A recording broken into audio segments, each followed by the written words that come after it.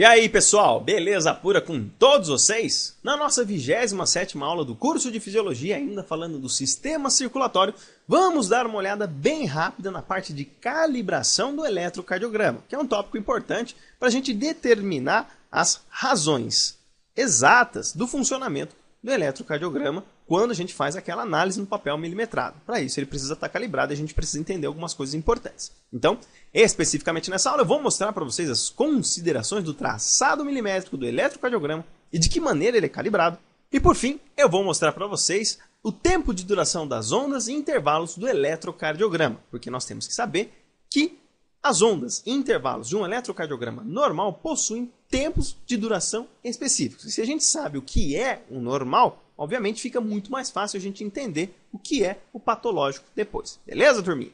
Então vamos começar aqui falando do traçado milimétrico. A gente pode dizer que o traçado milimétrico permite determinar com elevada precisão o tempo de duração de cada fase do ciclo cardíaco, bem como a intensidade daquela onda. Então toda vez que você olha um eletrocardiograma que seja, você vai observar um traçado deste jeito.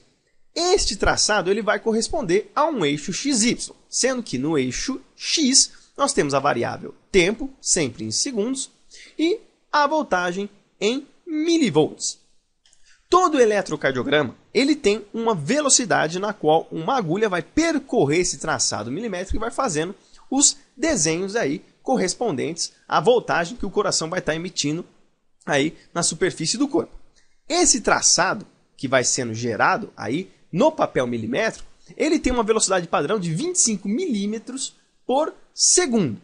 E além do mais, que você consegue observar aí nesse traçado milimétrico que nós temos quadrantes grandes, né, que tem a representação aqui em linhas mais grossas, certo? E quadrantes menores.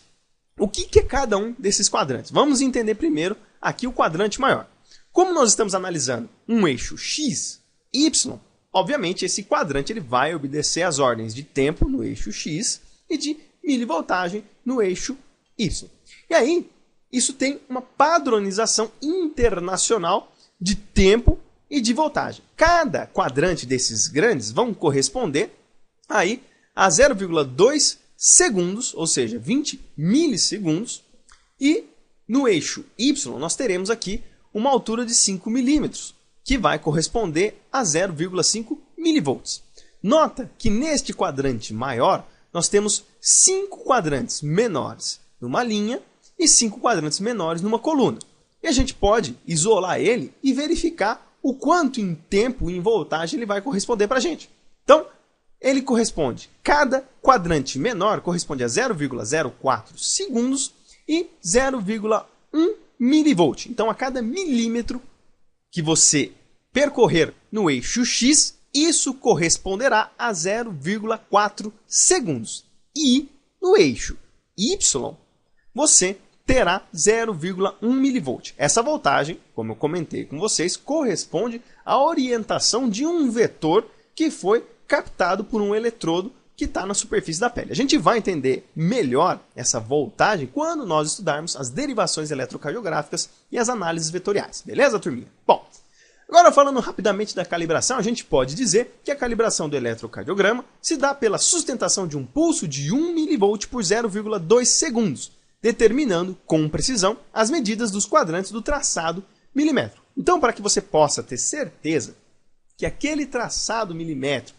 está de acordo para fazer a análise do eletrocardiograma e o aparelho também está de acordo, você vai emitir um pulso de 1 milivolt e vai sustentar ele por 0,2 segundos. E quando você for observar essa calibração, você vai ver exatamente isso aqui. Alguns exames de eletrocardiograma, você observa ou no começo ou no final este traçado aqui bem linear. O que corresponde a esse traçado linear aí? Corresponde à calibração do eletrocardiograma. Então o que você vai ver é exatamente isso. Você tem a duração de 0,2 segundos de um pulso de 1 milivolt. Tá ok? Então isso é importante para quê? Para você determinar que o traçado milimétrico está ok e o seu aparelho está emitindo a voltagem correta no tempo correto. E aí você consegue determinar as outras demais ondas, intervalos e segmentos aí do coração. Beleza, pessoal? E para encerrar essa aula, falando do tempo de duração das ondas, segmentos e intervalos, a gente pode dizer que cada onda, segmento e intervalo do eletrocardiograma em um coração normal possuem durações específicas. Sabendo o que é um normal, você já consegue ter uma noção de interpretação do eletrocardiograma alterado.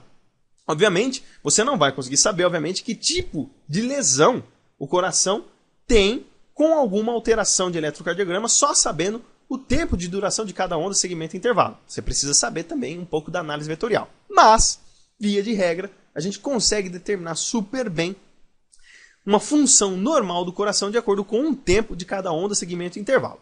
E aí a gente pode observar os valores normais das ondas e intervalos aí que a gente vai estar analisando do eletrocardiograma. Eu coloquei aqui só para vocês a onda P, o intervalo PR, o complexo QRS, o intervalo QT e a onda T. Mas não coloquei os segmentos, né? Até mesmo porque a gente observa mais esses valores do que os segmentos. Obviamente eles também têm o seu tempo de duração específico e obviamente qualquer alteração neles pode acarretar aí em alguma lesão cardíaca. Mas, via de regra, a gente consegue determinar a frequência cardíaca, que é o intervalo entre uma onda R até outra onda R, né? Então, entre uma onda R até outra onda R, nós conseguimos determinar o batimento cardíaco que a gente já viu na aula passada, que gira em torno de 60 a 100 batimentos cardíacos por minuto. Isso a gente determina também no eletrocardiograma. A onda P ela tem uma duração de 0,08 a 0,11 segundos.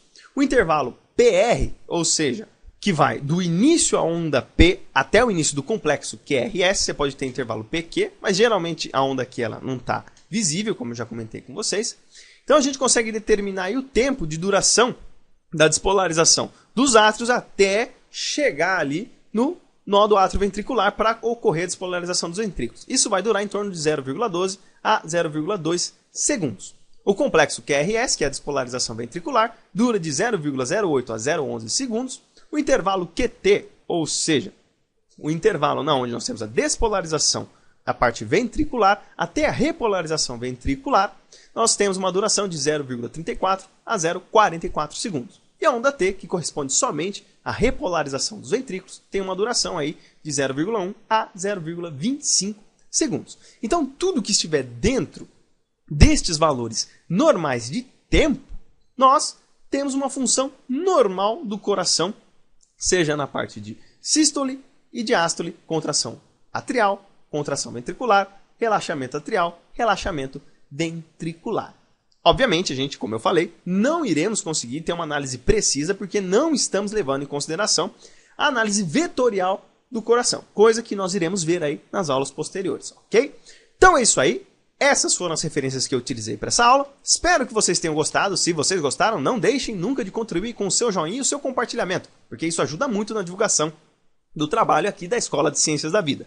E se você quiser participar, se inscreve aqui no nosso canal, clicando aqui no botão se inscrever, e no descritivo desse vídeo tem os links para você acessar o grupo, a página e o meu Facebook particular aí para a gente interagir.